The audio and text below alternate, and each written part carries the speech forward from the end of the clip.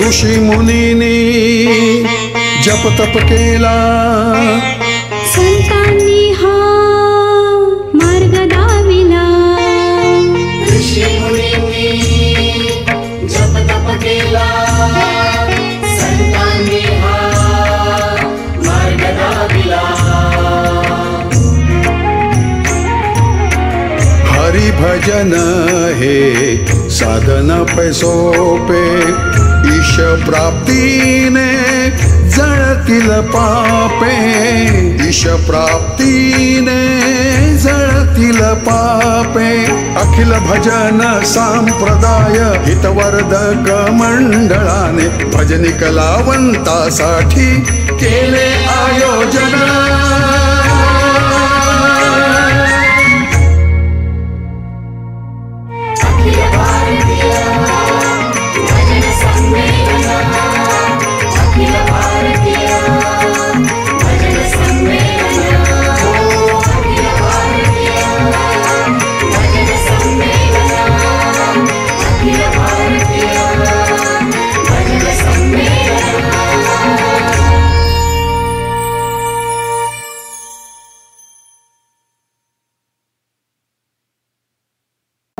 त्यातून मिळणारी आपुलकी आणि त्यातून मिळणारी ऊब ही फार महत्त्वाची असते। आणि म्हणून आपण अशा मंगल कार्यांची सुरुवात करताना तेरवातीचा दिवा लावतो, अर्थात समई प्रज्वलित करतोय।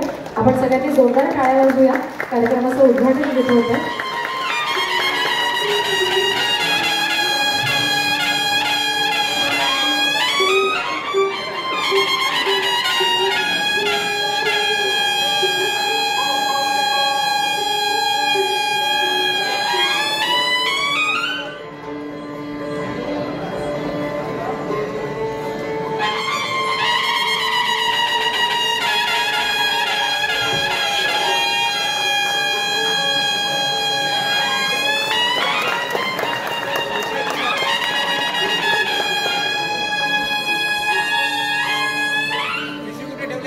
ठीक आहे त्यांच्याकडे, ते तुमच्याशिवाय देत नाहीत ना।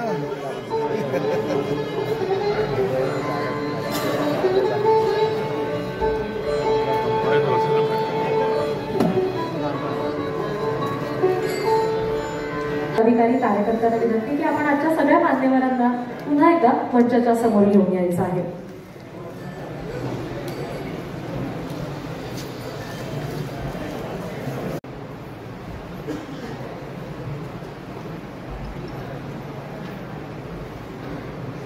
भालचंद्र केळुसकर बुवा, आपणही उपस्थित असाल तर कृपया व्यासपीठावर या।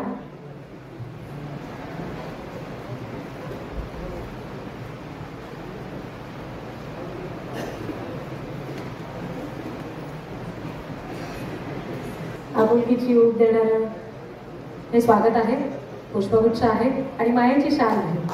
जोरदार टाळ्या वाजवूया आपण।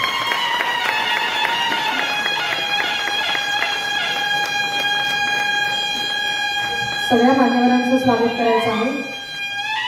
ॲडव्होकेट आशिष शेलार जे आजच्या कार्यक्रमाचे उद्घाटन आहे त्यांचं स्वागत झालंय। संमेलनाध्यक्ष डॉक्टर सदानंद मोरे जे महाराष्ट्र राज्य साहित्य आणि संस्कृती मंडळाचे अध्यक्ष, त्यांचंही स्वागत भगवान बुवा लोकरे करतील जे स्वागताध्यक्ष आहेत त्यांच्या या संमेलनाचे।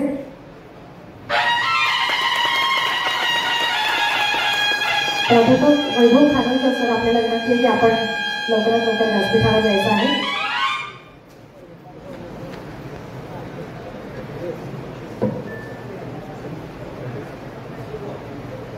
ज्येष्ठ कवी पडकईकर यांचं सुद्धा आपण स्वागत करायचं आहे।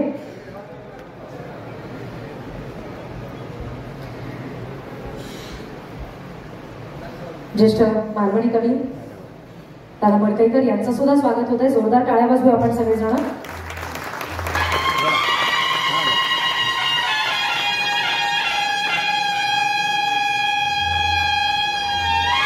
आणि यानंतर सगळ्या मान्यवरांना विनंती आहे की आपण प्राध्यापक वैभव खानोलकर यांच्या पुस्तकाच्या मुखपृष्ठाचं इथं अनावरण करायचं आहे।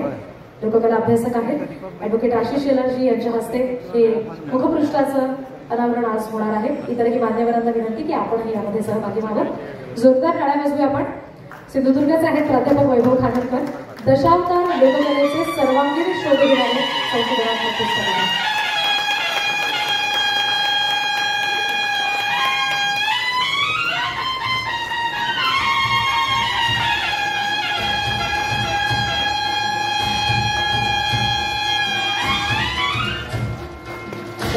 जोरदार टाळ्या वाजवूया आपण. दशावतार लोककलेचे सर्वांगीण शोध घेणारं संशोधनात्मक पुस्तक आहे, ज्याच्या मुखपृष्ठाचं हे अनावरण आता झालेलं आहे सगळ्या मान्यवरांच्या हस्ते. यानंतर प्राध्यापक वैभव खानोलकर यांचं सुद्धा स्वागत करायचं आहे. श्री भगवान बुवा लोकरे, आपल्याला विनंती की आपण खानोलकर सरांचं स्वागत करायचं आहे.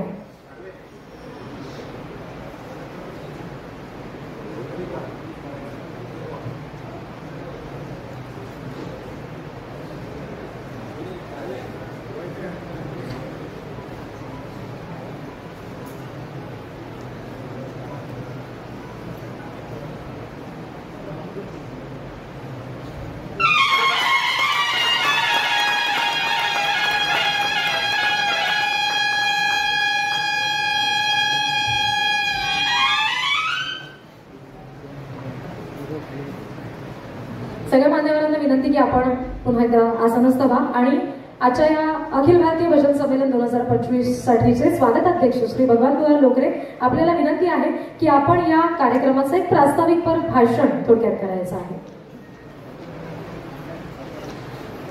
ठिकाणी आपण सगळे हरीचे दास, भजन प्रेमी या संमेलनासाठी अखिल भारतीय भजन संमेलन नियोजक अखिल भजन संप्रदाय हितवर्धक मंडळ महाराष्ट्र राज्य या मंडळाच्या वतीने आपण हे अखिल भारतीय भजन संमेलन नियोजित केलेलं आहे. प्रथमतः श्री गणराया आणि इतर सर्व देवगण, संतगण आणि छत्रपती शिवाजी महाराजांना मानाचा मुजरा करून आपल्या सर्वांचं, उपस्थितांचं आणि सर्वांचं स्वागत करतो. आपल्या रंगमंचावर उपस्थित आहेत आपल्या महाराष्ट्र राज्याचे सांस्कृतिक मंत्री श्रीमान आशिषजी शेलार, त्याचप्रमाणे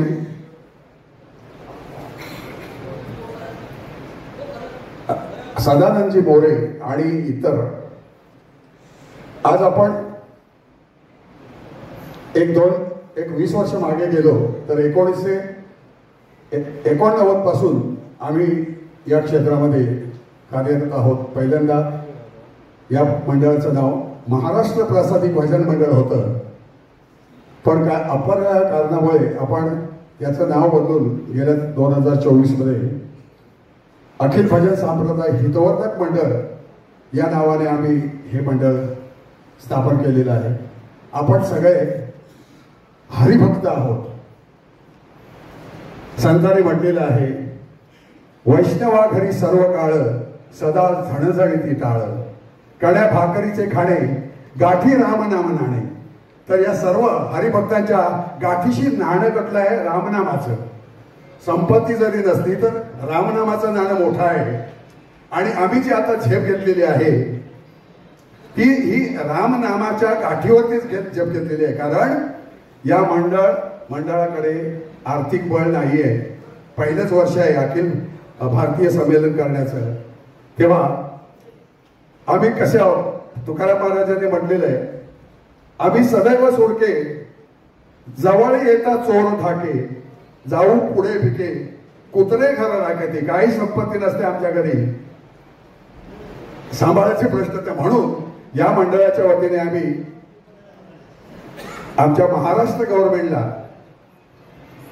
आम्ही एकोपा दाखवण्यासाठी, आम्ही काहीतरी भजन मंडळ आम्ही सगळे एकत्र आहोत याची जाणीव करून देण्यासाठी आपण एकत्र आलेलो आहोत. आणि याचा फायदा आपण भविष्यामध्ये जसं भजन नाट्य संमेलन, कवी संमेलन, साहित्य संमेलन या धर्तीवर सगळी संमेलन होतात, तसंच या धर्तीवर आम्ही हे भजन संमेलन आयोजित केलेलं आहे.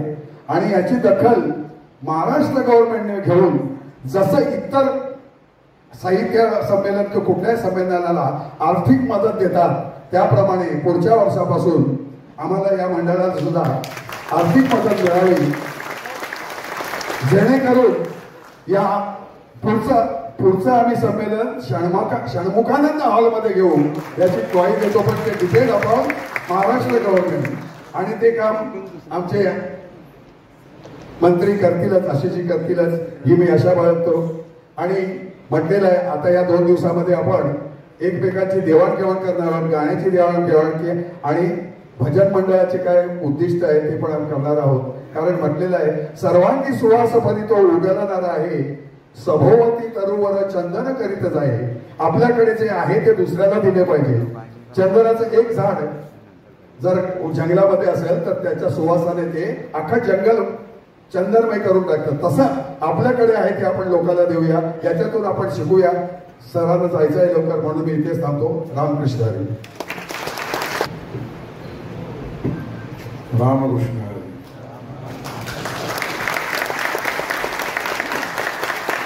दाद अशी मिळाली पाहिजे. अखिल भारतीय भजन संमेलन 2025 या ठिकाणी उपस्थित असलेले स्वागताध्यक्ष सन्माननीय भगवान दत्तू लोकरेजी, सुप्रसिद्ध भजनकार, संमेलनाध्यक्ष असलेले आमचे सन्माननीय डॉक्टर श्री सदानंद मोरेजी, अध्यक्ष महाराष्ट्र राज्य साहित्य आणि संस्कृती मंडळ, आमचे ज्येष्ठ सहकारी आणि कोकणात गेल्यावर मी शक्यतो त्यांना कुठेही असलं तरी पकडतोच असे श्रेष्ठ कवी श्री दादा मडगईकर, या ठिकाणी उपस्थित असलेले सर्व मान्यवर आणि उपस्थित बंधू भगिनी आणि मातांनो, आपल्या सगळ्यांना सुरुवातीला भजन संमेलन, अखिल भारतीय भजन संमेलन ही संकल्पना आपण मांडली, ती प्रत्यक्ष जमिनीवर उतरवली आणि त्याचं पहिलं अधिवेशन आपण घेतलं, त्याबद्दल मी तुम्हा सगळ्यांचं सरकारचं अभिनंदन. आणि मुद्दामून हे मराठीतलं आपलं संमेलन असलं तरी काही काल परवाच घडलेली जी गोष्ट आहे मोरेजी, आणि त्या भाषणाचा उतारा हिंदीत असला तर मी वाचतो. हमारा भारत एक असाधारण और अद्भुत भूमि है. भारत केवल भौगोलिक सीमाओं में बंधा भूमि का एक टुकड़ा मात्र नहीं है. भारत एक जीवंत धरती है, भारत एक जीवंत संस्कृति है, भारत एक जीवंत परंपरा है और इस संस्कृति की चेतना है यहाँ का अध्यात्म. और इसलिए यदि भारत को समझना है तो हमें पहले अध्यात्म को आत्मसात करना होगा. जो लोग दुनिया के केवल भौतिक दृष्टि से देखते हैं, जो लोग भौतिक दृष्टि से दुनिया को देखते हैं, उन्हें भारत भी अलग अलग भाषा और प्रांत का समूह नजर आता है. लेकिन जब आप इस सांस्कृतिक चेतना से यानी अध्यात्म से आत्मा को जोड़ते हैं, तब आपको भारत का विराट रूप दर्शन आता है. हे मी वाचलं, ही आपल्या देशाची आध्यात्मिक सांस्कृतिक जीवन संस्कृती, जीवन परंपरा याची ओळख हा भाषणाचा उतारा मी वाचला. तो परवाच मुंबईत आलेल्या प्रधानमंत्री नरेंद्र मोदीजींच्या भाषणात.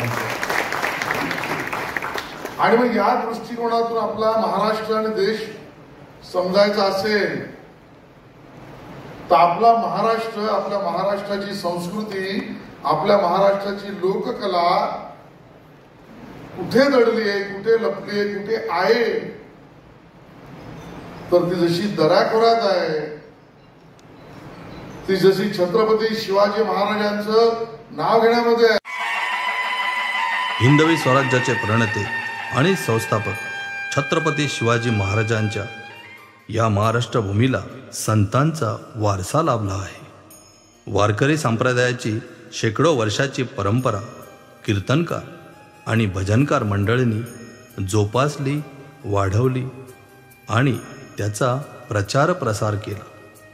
भारत देशात प्रत्येक राज्यात भजन आणि भजनी कलावंतांनी परंपरा आणि प्रासादिक भजनकला लोककलेप्रमाणे जगवली आणि जोपासली.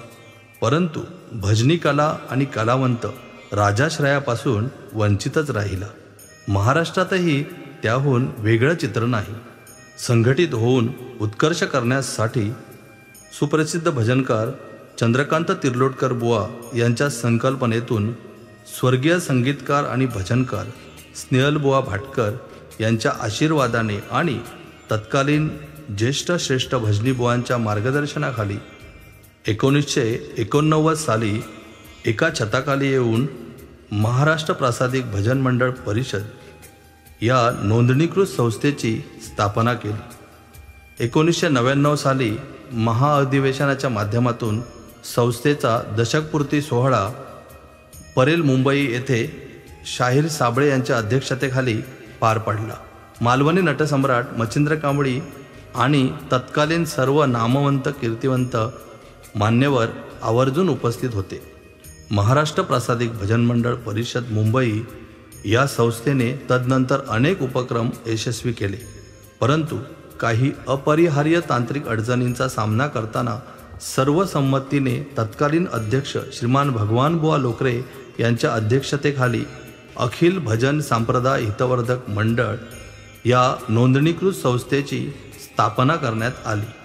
नाट्यसंमेलन साहित्य संमेलनाच्या धर्तीवर या संस्थेच्या माध्यमातून अध्यक्ष भगवानबुवा लोकरे आणि सचिव प्रमोदबुवा हरियाण यांच्या नेतृत्वात अखिल भारतीय भजन संमेलनाचे आयोजन यंदा पहिल्यांदाच केले आहे. अखिल भारतीय भजन संमेलनाच्या निमित्ताने भजनी कलावंतांच्या चळवळीला व्यापक स्वरूप आणि हक्काचं व्यासपीठ निर्माण झाले आहे. संघटित होऊन सरकार दरबारी न्याय हक्कासाठी संघर्ष करण्यासाठी आम्ही कटिबद्ध आहोत. मायबाप सरकार समस्त भजनी कलावंतांना राजाश्रय देईल आणि भजनाच्या माध्यमातून प्रबोधन आणि प्रबोधनाच्या माध्यमातून शेकडो वर्ष समाज घडवणाऱ्या या भजनी कलावंतांच्या पाठीशी सरकार खंबीरपणे उभे राहील अशी आशा या अखिल भारतीय भजन संमेलनाच्या निमित्ताने आम्ही बाळगतो. धन्यवाद. रामकृष्ण हरी.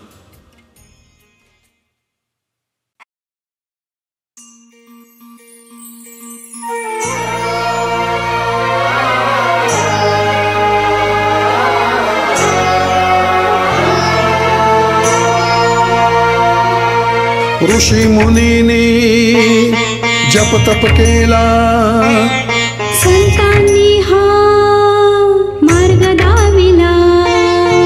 ऋषी मुनींनी जप तप केला, संतांनी हा मार्ग दाविला. हरि भजन हे साधन पैसोपे, ईश प्राप्तीने जळतील पापे. ईश प्राप्तीने जळतील पापे. अखिल भजन संप्रदाय हितवर्धक मंडळाने भजनी कलावंतासाठी केले आयोजन.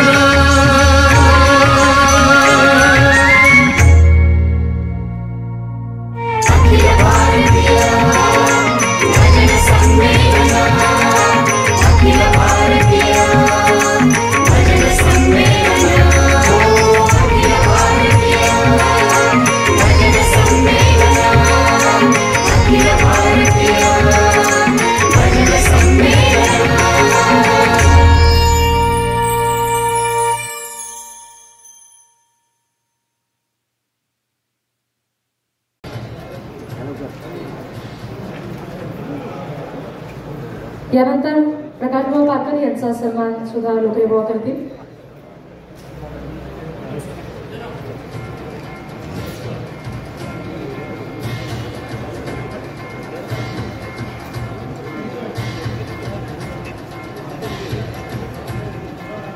यानंतर गोपीनाथ बागवे बुवा यांचं सुद्धा स्वागत होईल. लोके बुवा हे स्वागत करतील.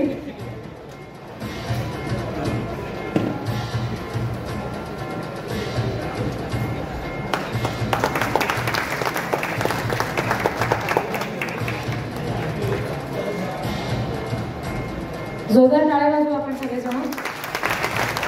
सगळ्या मान्यवरांना यानंतर विनंती आपण पुन्हा एकदा आसनच व्हा आणि यानंतर ज्येष्ठ मालवणी कवी श्री सन्माननीय व्यासपीठ आणि सगळे भजनप्रेमी तुम्ही, आमच्या लहानपणी 5 वार होते भजनाचे. सोमवार शंकराचो, गणपतीचो वार मंगळवार, बुधवार नाय, शुक्रवार सातेरेचो आणि शनिवार मारुतीचो. हा सगळं आम्ही लहानपणाहून बघितलो. त्याच्यावर आमचं पिंड पोचलो भजनावरती आणि त्याच्यातून मी मग माझ्या कवितेने चाली लावू लागलंय त्या भजनामुळे. त्याच्यातून निघाला ह्या काय लोक तुका चाली कशा लावले तर शकाक नाही बजला, शकाक नाही काय नाही, चाली कशाला येत. तर ह्या सगळ्या पारंपरिकता होती आमच्याकडे. तिथून मग ते बुवा द्यायचं भजन करीत, मोडक्या तोडक्या काहीतरी भजन करीत, मग कुठे काय शिकत कोणतरी क्लासात जायचं. आता तिथून मग मुंबई गेले काय ते बुवा जायचं. त्या मटेरियल ह्या सगळा आमचा तर कोकणात ह्या भजनाचा आणि त्या अजूनही लोकांच्या पुढे ठेवलेला असा. त्यांना माहित नाही आम्ही काय करतो आता माहित नाही. पण देवाची सेवा हा विषय असा, देवाची सेवा जरी असली तर तुम्ही ते सैनिक निर्माण करतात आणि मुंबई फाटेतात आणि त्याची मग बुवा जातं. त्यांनी माझ्याकडे डोळ्याने बघायला असा. आणि मी मालवणी कविता लिहिते, त्यात मी मालवणी भजनास्वर ते गवळणी त्यांचे कार्यक्रम मी केलेले असते सगळीकडे. ह्या जा तुम्ही कोकणातून लिहा माणसाने बुवा करतात आणि ते का आता तुम्ही हा भजन संमेलन करून अनेक नवीन दिशा दिल्यात, व्यासपीठ दिल्यात, त्याबद्दल आयोजकाचे आभार मानून मी माझे संपर्क. जय हिंद, जय महाराज. कुंडली श्री ज्ञानदेव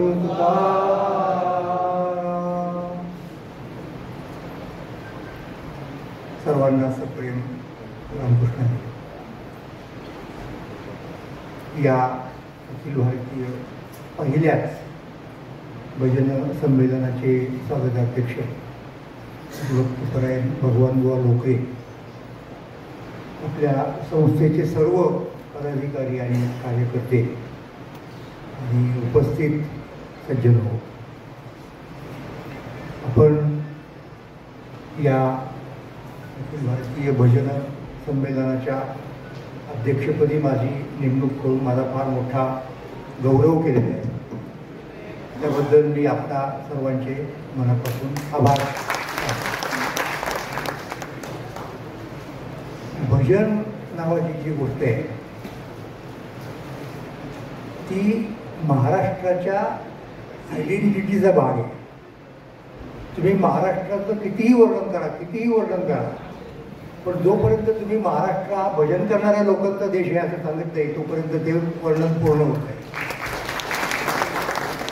आणि महाराष्ट्रापुरतं सोडा, मगाशी नामदार साहेबांनी सांगितलं, केदार साहेबांनी, की भारतीय पातळीवरती म्हणजे आता आपला हे पहिलंच आहे त्यामुळं कदाचित जास्त मंडळी बाहेरून आलेली नसतील, पण भारताला जोडणारा जो दुवा आहे किंवा जे दुवे आहेत दोन चार, आपण म्हणतो की नाही भारत माझा देश आहे आणि सगळा भारतीय आपण एकच आहे असं समजतो.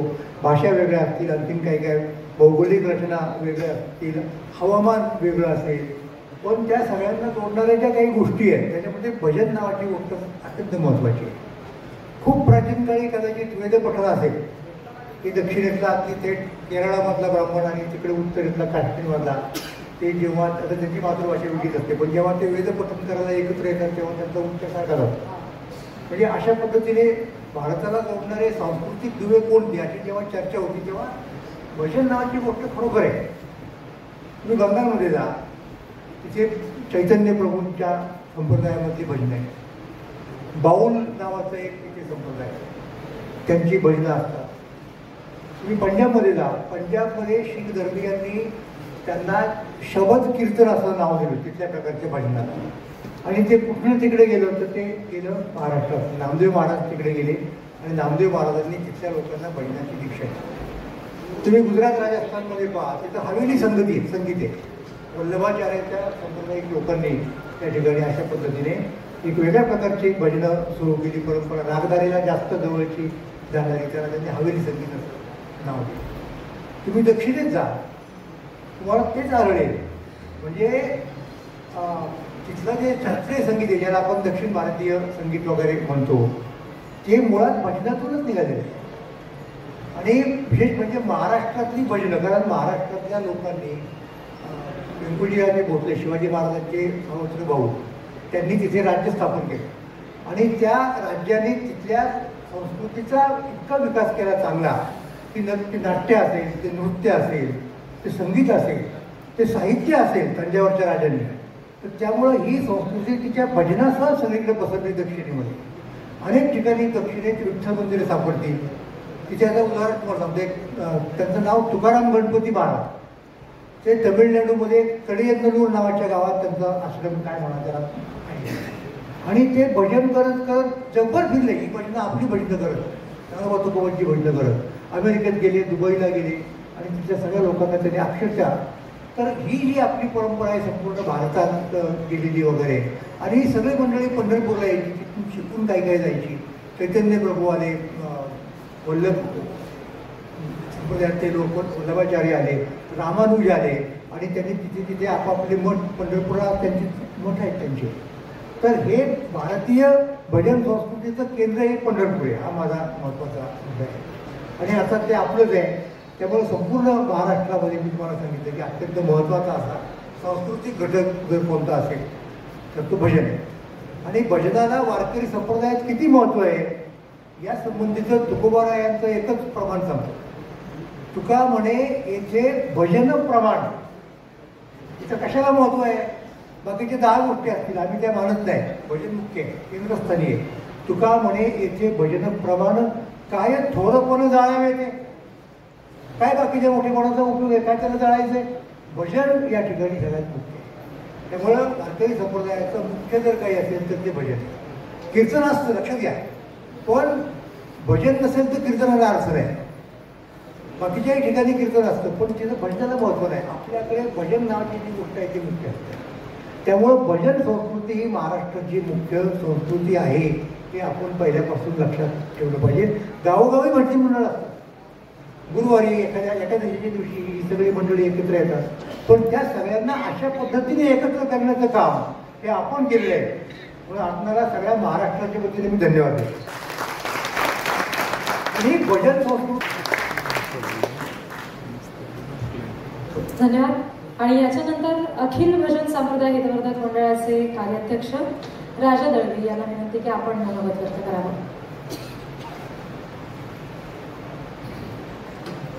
इतरचे कार्यक्रम आहेत ते चालू राहतील. जी कोणी मंडळी आहेत त्यांना परत एकदा सांगतो की इथे संपूर्ण